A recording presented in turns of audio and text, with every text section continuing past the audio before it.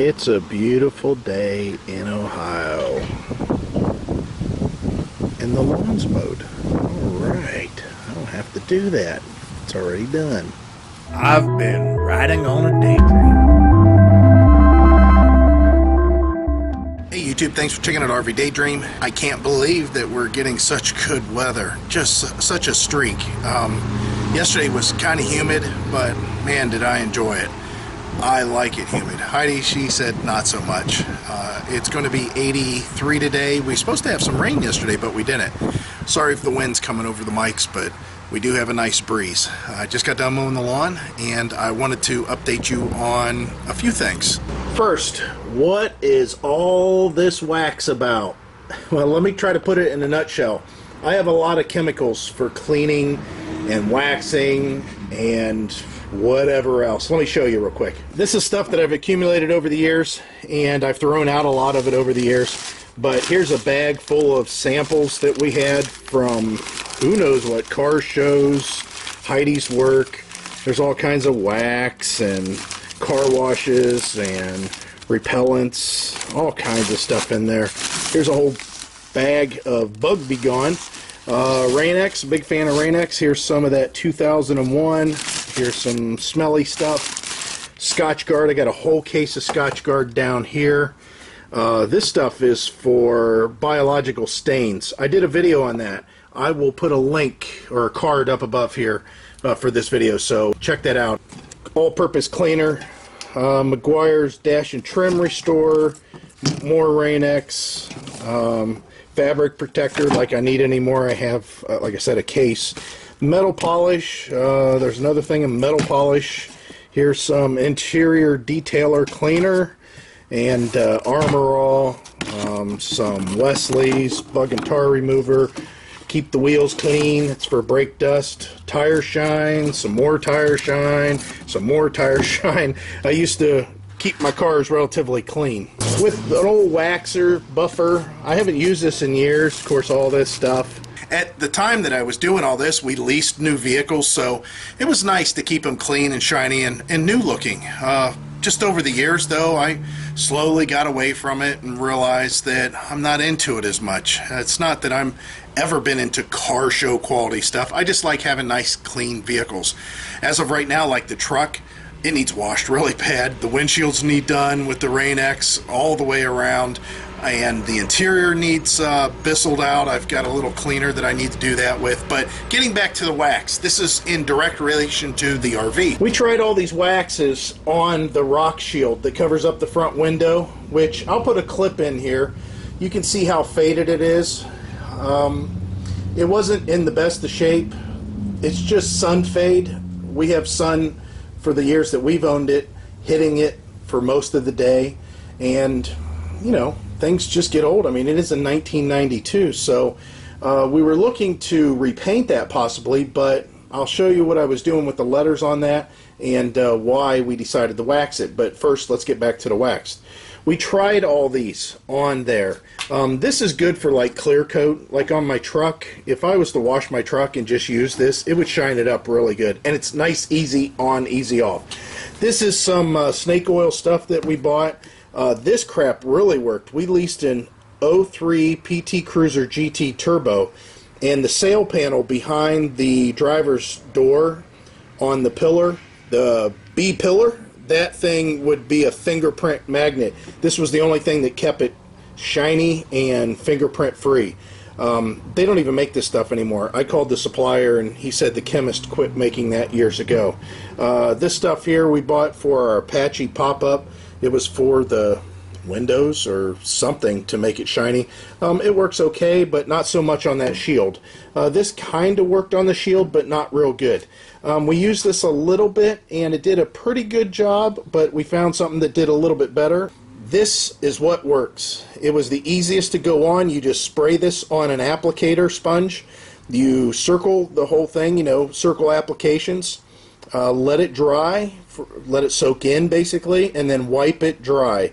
It's not a buffing type situation, and we'll show you the results here in just a second. This would do the same thing, but it took a little bit more work. Now, I was hoping this didn't work anywhere for that matter, because This is from 1997, so I wouldn't be able to buy this brand anyways. They don't make this anymore. This worked for the camper. This worked for the camper because it has micro abrasives in it. So even though this is for plastic headlights, we wanted to try it on the camper because I knew it had some abrasive qualities in it, and it does a real good job cleaning it up and in turn, of course, shining it. So we're going to try this out, which I found after the fact, to see if it does the same thing. If not, we'll get a abrasive cleaner wax that will take care of the cleaning and waxing of the entire camper, because there's a large area to be done. So we're going to find the easiest stuff to use. And then this is some high dollar stuff that we bought years ago, and it's still in there. I don't know if it's going to work or not. We might have to use a combination of the two. We'll see. But back to this stuff. This is what we used on the rock guard. I want to show you what the rock guard looks like and how it came about to us using this instead of painting it. So you guys that follow us on our Facebook page, RV Daydream, Heidi takes care of all that. So if you need to communicate with her, that's the best way to get hold of her. But I basically decided to put some masking tape over this and press extremely hard, rub it really hard, and then turn off the lights in my garage and sit down at that lift table, and with the sunlight coming through the door, or the light coming through the door, I cast a shadow where I needed to cut with an X-Acto knife. Now it's not perfect, but it's a lot better than what it was. Now while I was doing that, I was rubbing my sweaty arm over this area here, and it started bringing back the color. So at that point I realized that if my arm could do that unintentionally, that I could definitely find some wax that would intentionally make it nice, and that's what we did. I know that you can't really tell because of the way the sun is today, but this thing shined up really well. I mean, this was so dull before. There was no shine to it at all, but now you can see there's a good shine to it, and again, it went on really nice and easy. We had to clean this, which, just to give you an FYI, all these little fiber grooves in here, this isn't clean. This is as clean as we could get it with a brush and purple power. So we don't have to paint that. That's the good news. Now, because this lower half of the camper was all painted gray, we went ahead and painted our tank cover. Heidi took care of that with a roller.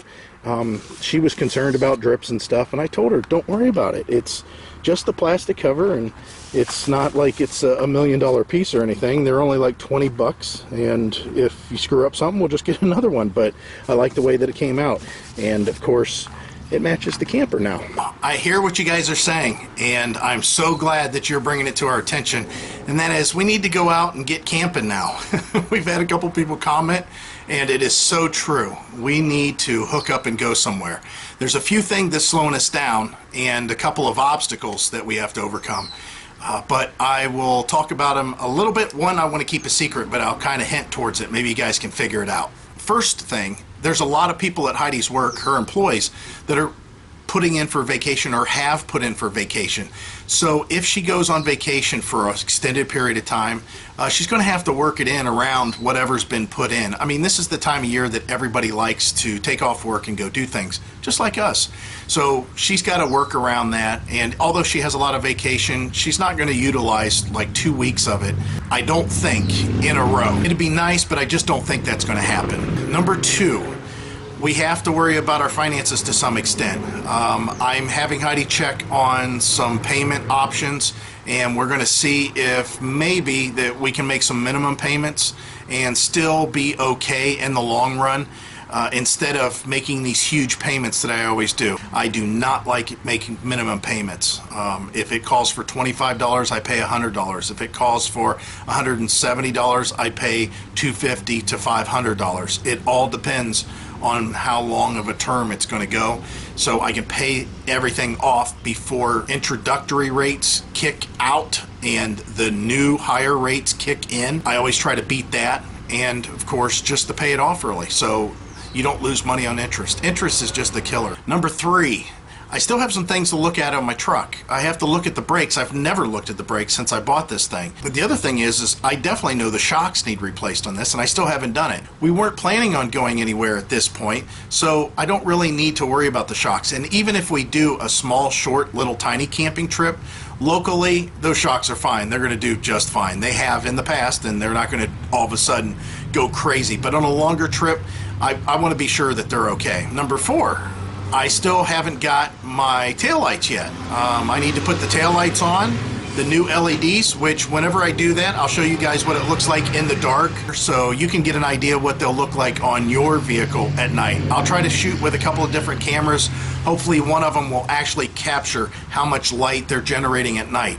Shooting at night with cameras, though, it's a little tricky. Now, the 5th thing, that's the secret thing. And I'm just going to hint towards a little bit. I had made some decisions just recently, and those decisions on the surface didn't seem that they were going to pan out 100%, but what's going on is actually pretty cool. Now, it has nothing to do with that whole financing fiasco that I had, but there's something else going on, and man, is it nice. If it works out the way that it's going currently, man, I scored, and lucky me. Hopefully you guys see it the same way and say, yay, good for you, because it's nice. I mean, it's a small victory, but for me, it's something that I'm very happy about. So those are the things that are going to hold us back. The first thing that we definitely have to do that's in our list, it's right up on top there, is the cleaner wax of the entire upper part of the camper. Once that's done, all I have to do is put the brake lights on and one other thing, and we're finished with the camper. It's ready to be pulled and go anywhere. And hopefully it looks pretty good pulling behind our truck. The second thing on our list is going to be the truck and the maintenance that's needed there. And then the third thing is just grabbing the finances and getting to where Heidi has the time off so we can plan out a decent trip. Now, in previous videos, what I mentioned was that we were going to try to do some sort of impromptu trip. And what I mean is we would actually plan on the vacation time and going out and taking the trip in a general direction, but not make any plans. Just kind of whatever came about, came about. However, with the fact that Heidi's probably going to be a little bit constrained on her days that she can take, we don't think that we're going to be able to do a 2-week trip. What we think we're going to do in turn is probably do a little local trip here first. That's for 4th of July or something, maybe. Just down the street, because they have fireworks. And we've always wanted to stay there. That's Paradise Lake. I did a video of that. I'll put a card up above. You can take a look at it. Then after that, in July later on, we're going to plan some big trip. Something that's much bigger and a little bit longer.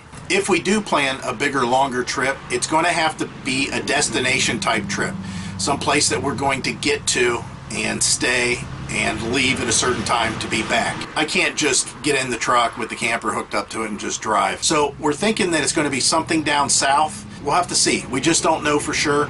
And the little bit of talking that we did about it hasn't been very decisive, just for the fact that there's so many variables right now that we've got to look at. We're hoping that we're going to be able to get out in this thing.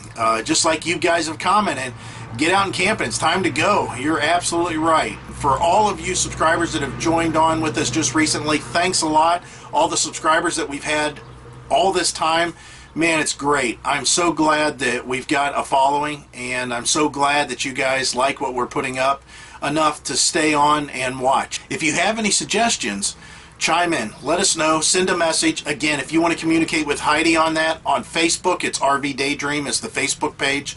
That's the easiest way to do it. You can get her attention. I am trying to get her in front of the camera more.